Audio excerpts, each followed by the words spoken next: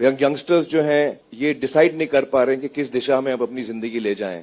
সামাজিক যোগাযোগ মাধ্যমের অ্যালগোরিদম কি তবে আধুনিক প্রজন্মের মনস্তাত্ত্বিক বিনাশের অস্ত্র হয়ে উঠছে? পিকে বা তারে জামিন পারের মতো সিনেমার মাধ্যমে বারবার সামাজিক ও মনস্তাত্ত্বিক অসঙ্গতি পর্দায় তুলে ধরা আমির খান এবার সরব হলেন ডিজিটাল দুনিয়ার অন্ধকার দিক নিয়ে।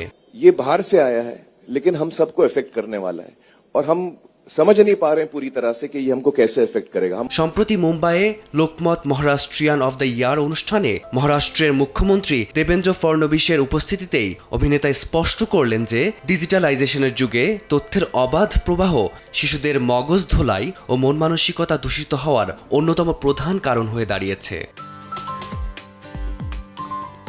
নিজের ব্যক্তিগত অভিজ্ঞতার উদাহরণ টেনে আমির জানান, আগে ব্যস্ততার মাঝেও যেখানে সপ্তাহে কয়েকটা বই পড়ার অভ্যাস ছিল, এখন সেই সময় গ্রাস করে নিচ্ছে ইউটিউব বা ইনস্টাগ্রাম রিল। অভিনেতা আরও বলেন, অ্যালগোরিদমের ফাঁদে পড়ে মানুষ ঘন্টার পর ঘন্টা অনর্থক ভিডিও দেখে সময় নষ্ট করছে। তার মতে, প্রাপ্ত বয়স্করাই যদি এই আকর্ষণে পথ হারান, তবে কোমলমতি শিশুদের মনস্তত্ত্বের উপর এর প্রভাব কতটা গভীর ও ভয়াবহ হতে পারে তা সহজেই অনুমেয়।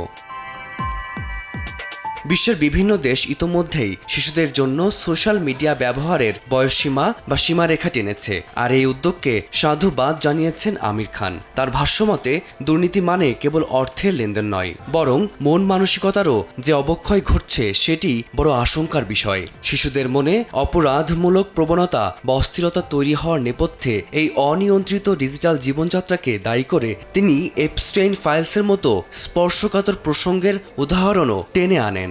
আমিরের এই যুক্তি নির্ভর বক্তব্যে সায় দিয়ে সহমত পোষণ করেছেন উপস্থিত উচ্চ পদস্থ ব্যক্তিত্বরাও।